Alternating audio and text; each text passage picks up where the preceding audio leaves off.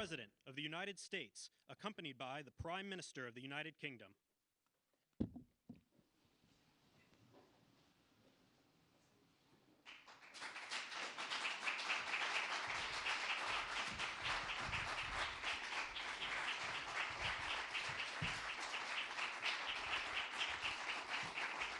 Thank you very much. Thank you very much. Great honor. Today it's my privilege to welcome the Prime Minister of a very special place, the United Kingdom, to the White House. Prime Minister Starmer, you've been terrific in our discussions. You're a very tough negotiator, however. I'm not sure I like that, but that's okay.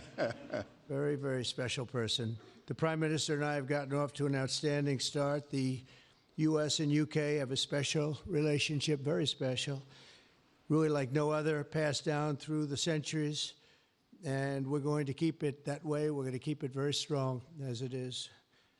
Very importantly, I was just notified by letter from King Charles that he's extended through the Prime Minister a historic second state visit to the United Kingdom.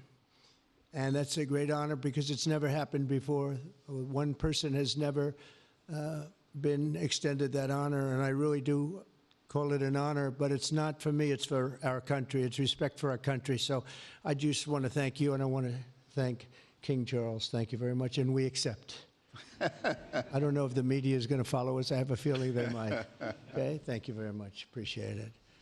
I'm pleased to say that the bust of one of the Prime Minister's greatest predecessors, Winston Churchill, is now back in the rightful place in the Oval Office, and we're very proud of it. Our meeting today and the various breakout sessions we had were tremendously productive. Most importantly, I provided the Prime Minister with an update on our efforts to end the bloody and horrible war in Ukraine with Russia, which would never have happened if I were president. That was not going to happen. I promise you that. After 3 years of hellacious conflict, approximately 1 million Ukrainians and Russians have been senselessly killed, but the number, I believe, is much higher than that. Countless schools, hospitals, towns, and beautiful ancient churches have been absolutely obliterated.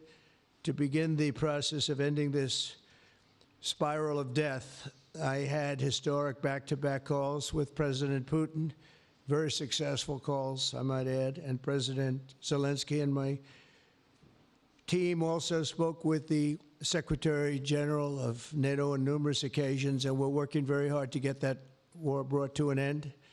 I think we've made a lot of progress, and I think it's moving along pretty rapidly. And I want to thank all of the people that are here that have been working on it. And we'll let you know what happens. It'll either be fairly soon or it won't be at all. In addition, this week I met with President Macron of France, as you know, and held talks with members of the G7. Tomorrow, the progress toward peace will continue when President Zelensky visits the White House. He'll be here tomorrow in the early part of the day, and we'll be signing a historic agreement that will make the United States a major partner in developing Ukraine's minerals and rare earths and oil and gases, and we have a great understanding. I think it's going to be great for Ukraine. We're going to be at the site, and we'll be digging. We'll be digging. Dig we must. A big utility in New York con us, and they used to have a sign, dig we must, and we will be digging. But much of the European aid to Ukraine has been sent in the form of loans for which they expect to be paid back, and we didn't have that honor under the Biden administration. He sent money, or just sent it money after money after money, and never had any knowledge of ever seeing it back. Maybe $300 to $350 billion, but under the breakthrough agreement, very unusual, which everyone said was difficult to get, but it's really very good for Ukraine and very good for us. The American taxpayers will now effectively be reimbursed for the money and hundreds of billions of dollars poured into helping Ukraine defend itself, which by and of itself is a very worthy thing to do. We've paid far more than any other country, and with most of our support, it's been paid in military, the finest weapons anywhere in the world.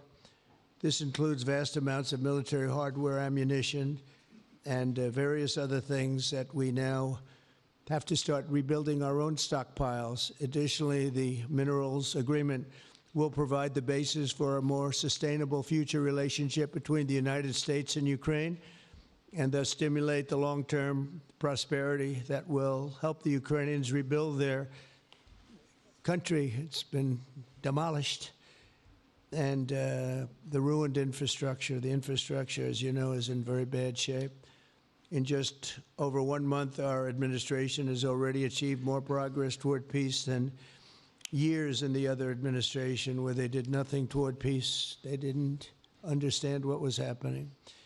Our approach is basically common sense. As I said, so many of the things that we do are based on common sense. If you want peace, you have to talk, both sides. As I discussed with Prime Minister Starmer, the next step we're making is toward a very achievable ceasefire. We hope that that can happen quickly, because thousands of young people, in this case, we're not talking about Americans, we're talking about Ukrainians and Russians are being killed every week, thousands. And it's a rough battlefield. It's a flat piece of land, and the bullet only stops when it hits somebody. And this week, I saw the reports, and it's I don't even want to say what they are, but thousands of people, young, vibrant people died. And we want to stop that. Senseless. Should have never happened. This will lay the groundwork for a long-term peace agreement that will return stability to Eastern Europe, and hopefully ensure that such a terrible war will never happen on European soil, or for that matter, anywhere again. It's a horrible thing that's going on. The disaster in Ukraine shows exactly why it's so important for the United Kingdom and other NATO partners to make large investments in their defense capabilities. In many cases, 4% or 5% of GDP would be appropriate. I know that they're raising it. I just read an article, a great article, about the work you're doing in the UK as to the military. You're raising it quite a bit, which is a great thing to do for your country. It's a great thing to do. It's sad that we need that, but probably need that. So congratulations on that. I know you got it through. After years of chronic underfunding, there's an urgent need to catch up for some countries. And I want to thank the Prime Minister once again for traveling here today. Working together, I believe that will once again demonstrate the power of our country's unique friendship. This is indeed a unique friendship. It's been many years, and I think it's only gotten stronger, and we will make sure that it stays that way. We're going to have a great trade agreement. One way or the other, we're going to end up with a very good trade agreement for both countries, and we're working on that as we speak. I think we'll have the confines. I think we'll have something maybe even in terms of possibilities agreed to very shortly. JD's working on it, Vice President, and Scott, and I'm just looking this all from Mike. You're going to work on it. Everyone's going to work on it. We'll see if we can do something pretty quickly, but we're going to make some great trade agreements with the UK and with the Prime Minister, and it'll happen very quickly. So I just want to thank you again, and please thank King Charles for the invite, and I look forward to you giving our acceptance on behalf of the United States of America. Thank you very much, sir.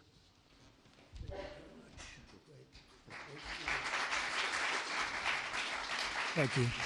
Well, thank you very much, Mr. President. Thank you for your hospitality. Thank you for your leadership. This has been a very good and very productive visit. And with your family roots in Scotland and your close bond with His Majesty the King, it's good to know that the United Kingdom has a true friend in the Oval Office. And it was so good to see the bust of Winston Churchill back in its rightful place just a moment ago. But look, in a moment of real danger around the world, this relationship matters more than ever. We remain each other's first partner in defence, ready to come to the other's aid, to counter threats wherever and whenever they may arise. No two militaries are more intertwined than ours. No two countries have done more together to keep people safe. And in a few weeks, we mark VE Day, the 80th anniversary of victory in Europe. Britain and America fought side by side to make that happen. One of the greatest moments in our history. We stand side by side still today, and we're focused now on bringing an enduring end to the barbaric war in Ukraine. Mr. President, I welcome your deep and personal commitment to bring peace and to stop the killing. You've created a moment of tremendous opportunity to reach a historic peace deal, a deal that I think would be celebrated in Ukraine and around the world. That is the prize. But we have to get it right. There's a famous slogan in the United Kingdom from after the Second World War.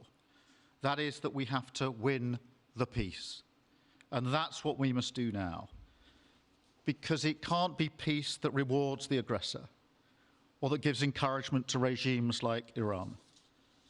We agree history must be on the side of the peacemaker, not the invader. So the stakes, they couldn't be higher. And we're determined to work together to deliver a good deal. We've discussed a plan today to reach a peace that is tough and fair, that Ukraine will help shape, that's backed by strength, to stop Putin coming back for more. I'm working closely with other European leaders on this, and I'm clear that the UK is ready to put boots on the ground and planes in the air to support a deal, working together with our allies, because that is the only way that peace will last. Mr. President, in this new era, you're also right that Europe must step up. And let me tell you now, I see the growing threats we face, and so the UK is all in. This year we'll be giving more military aid to Ukraine than ever, and just this week I've set out how we're shouldering more of the security burden. We're already one of the biggest spenders in NATO, and now we're going much further, delivering Britain's biggest sustained increase in defence spending since the Cold War. This isn't just talk, it's action, rebalancing the transatlantic alliance, making us all stronger, and standing up for our shared values and shared security, as Britain always has. Mr. President, it's no secret we're from different political traditions, but there's a lot that we have in common. We believe it's not taking part that counts. What counts is winning. If you don't win, you don't deliver. And we're determined to deliver for the working people of Britain and America, who want and deserve to see their lives improve. So we're both in a hurry to get things done, and that's what the UK and US do when we work together. We win and we get things done. So we'll do what it takes to keep our people safe. We'll also work together to deliver some big economic wins that can benefit us both. We have a $1.5 trillion invested in each other's economies, creating over 2.5 million jobs across both economies. Our trading relationship is not just strong, it's fair, balanced, and reciprocal. We're leaders together in so many areas, ranked 1 and 2 in the world as investment destinations, 1 and 2 for universities, 1 and 2 for Nobel Prizes, 1 and 2 in golf as well, by the way, and we're the only 2 Western countries with trillion-dollar tech sectors, leaders in AI. And look, we take a similar approach on this issue. Instead of over-regulating these new technologies, we're seizing the opportunities that they offer. So we've decided today to go further, to begin work on a new economic deal with advanced technology at its core. Look, our 2 nations together shaped the great technological innovations of the last century. We have a chance now to do the same for the 21st century. I mean, artificial intelligence could cure cancer. That could be a moonshot for our age. And that's how we'll keep delivering for our people. There are so many opportunities. Keep our nation strong and fulfill the promise of greatness that has always defined this relationship. Finally, to underline the importance of this bond.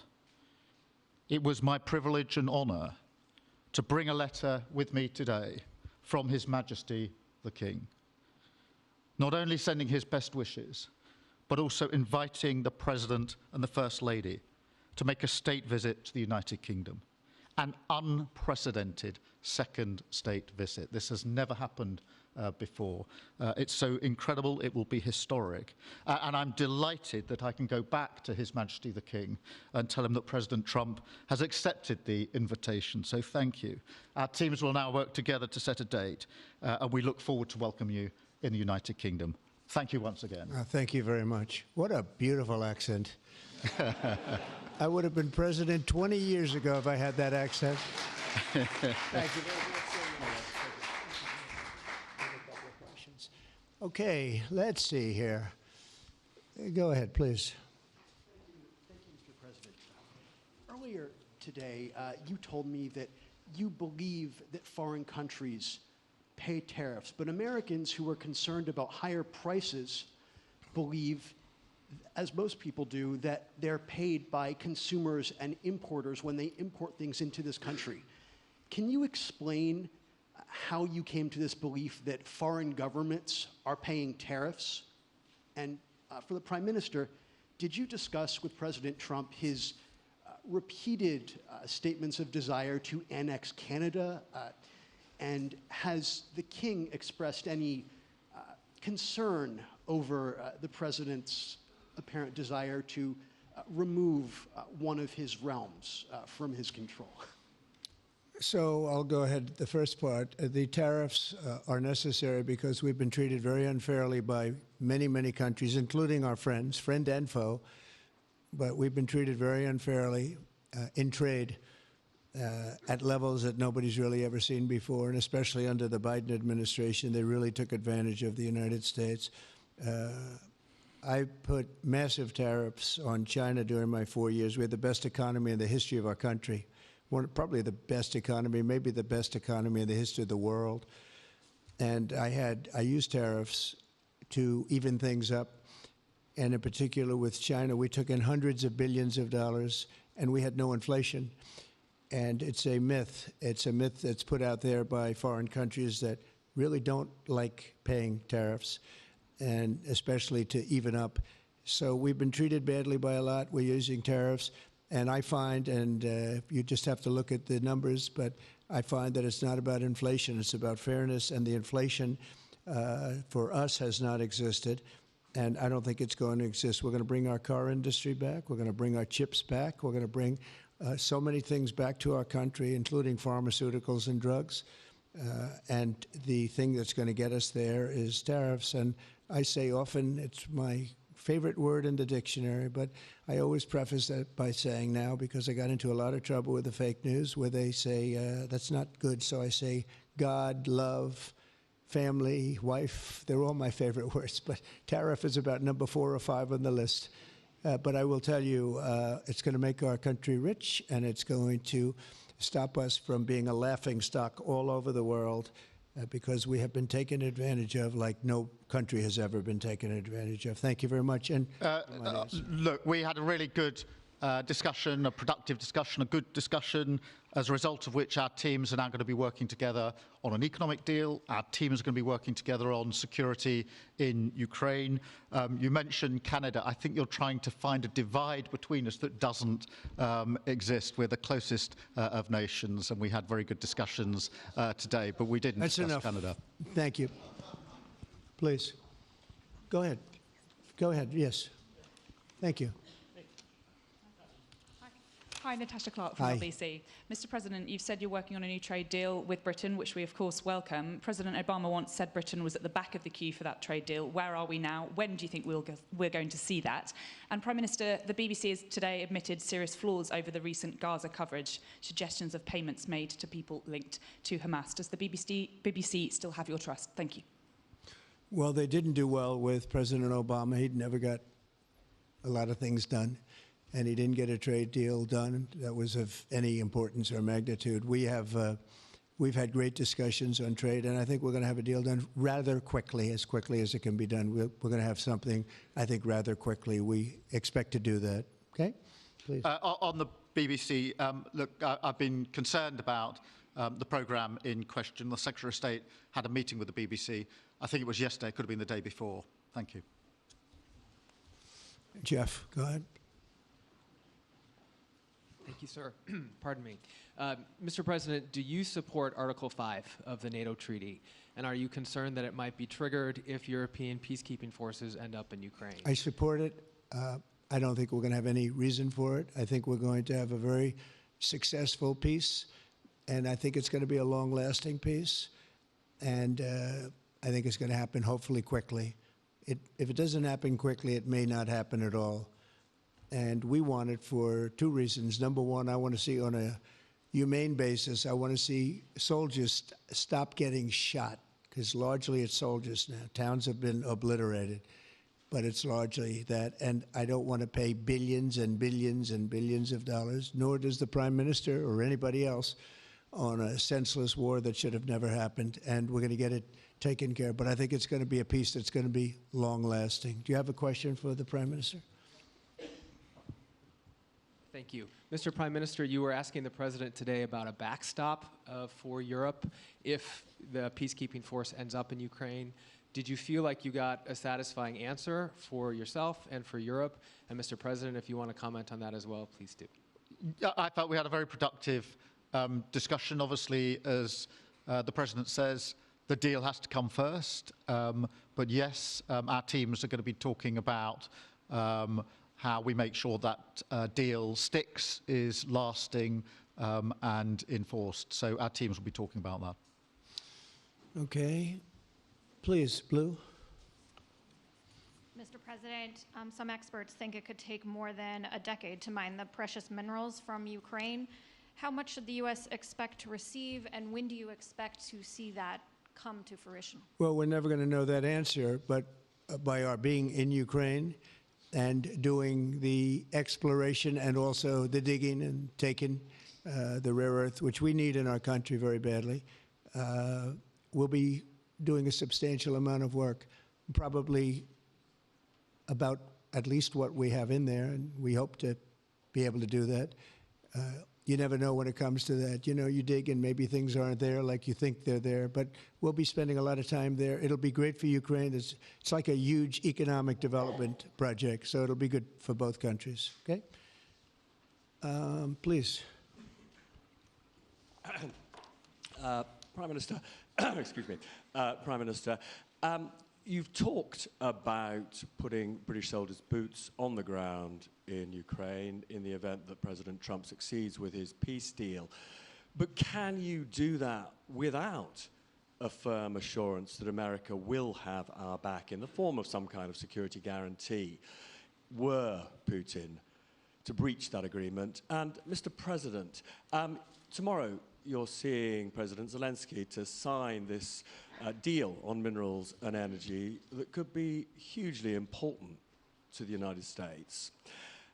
Will you take the opportunity to apologize to him for calling him a dictator while praising Vladimir Putin, who is a dictator?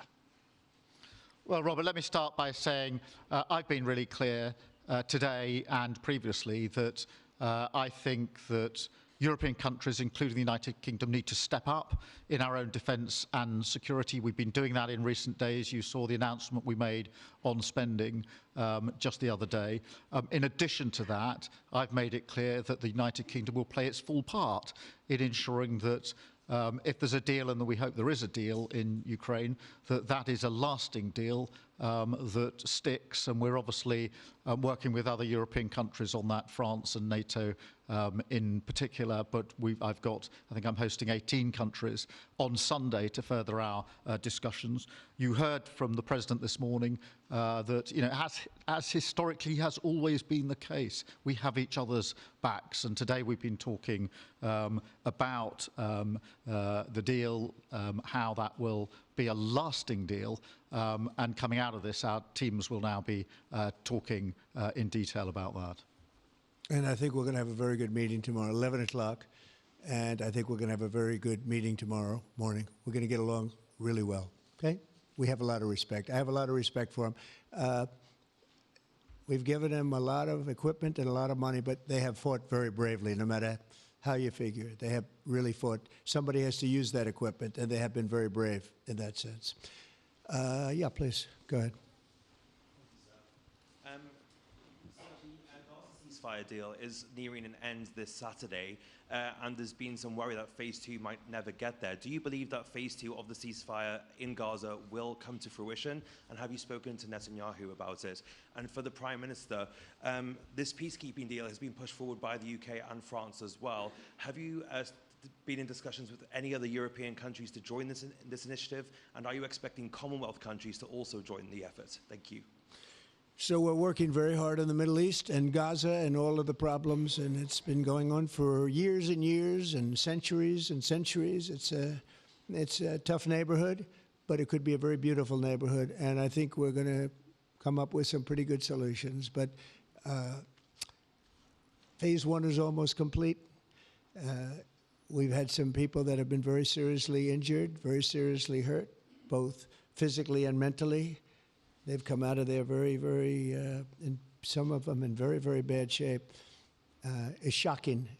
Many young people aren't in bad shape. Young people are strong, healthy. They don't die. People have come out dead, young people and old people. It's a rough situation, but I think we're going to make it much better, and I think that we've had a huge impact on that since we've been in just the 4 weeks. I think we've had a huge impact on Gaza, the Middle East, and we have some pretty good talks going on concerning lots of other people that are going to make it better. So we'll see what happens. Nobody really knows, but we'll see what happens. But I think we've had a very positive impact. Prime Minister? Yeah, on the question of the European countries, yes, I've spoken to a number of countries, particularly in the last few weeks. We had a meeting in Paris last week. I've got a meeting on Sunday with 18 countries to further our discussions.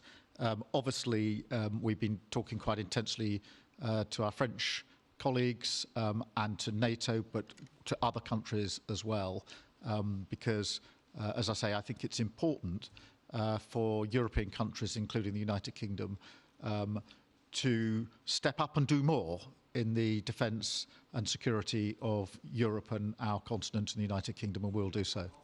Well, we're talking to a number of other countries. Thank you. Yes, in the red, please. Pink red, flaming red. Is it me or her? Go ahead. Okay, thank you, Mr. President. A question on Ukraine.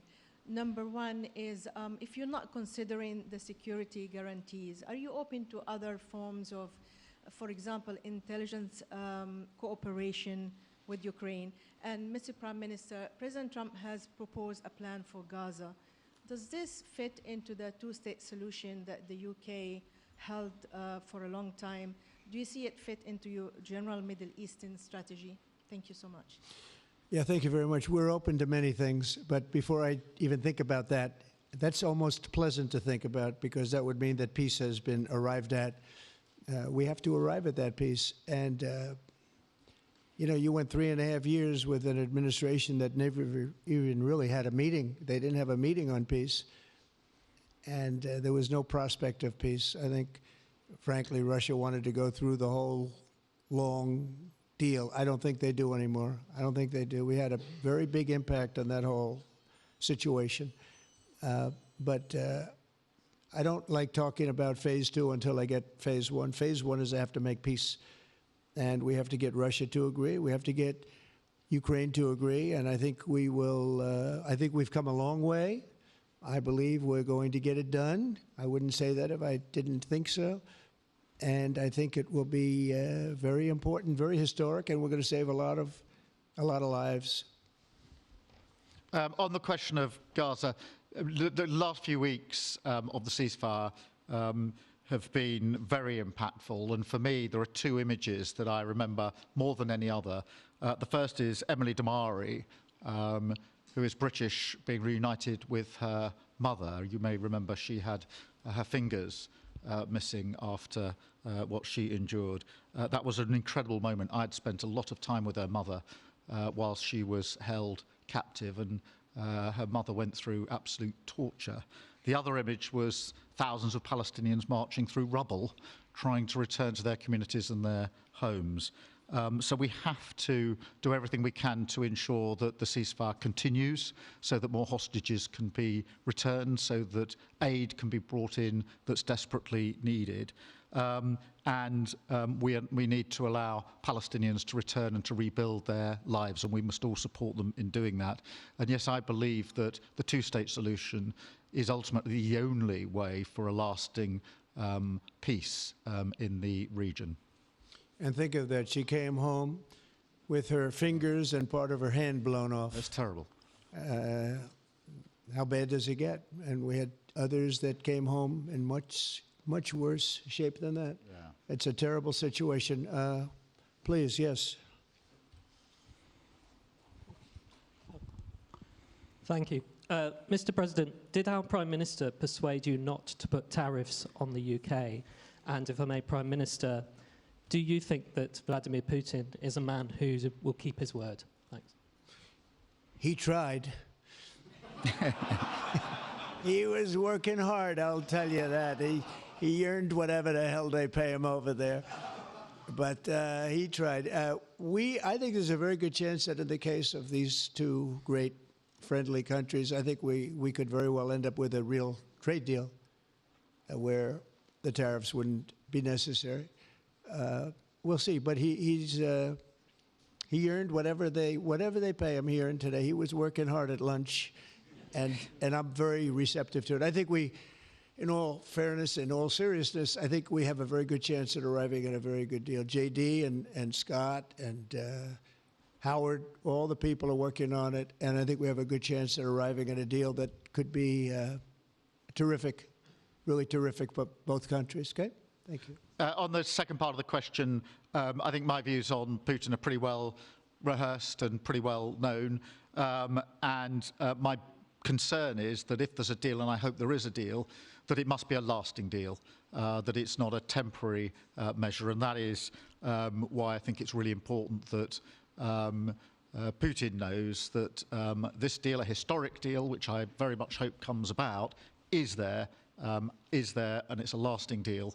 And that we're able to deal with any inclination he has to go again or go further. I think we'll have two deals. I think we'll have a deal on ending the war, and I think we're going to end up with a great trade deal with you. And it's an honor to be with you, and I want to thank everybody very much. Thank you very much. Thank you. Thank you very much.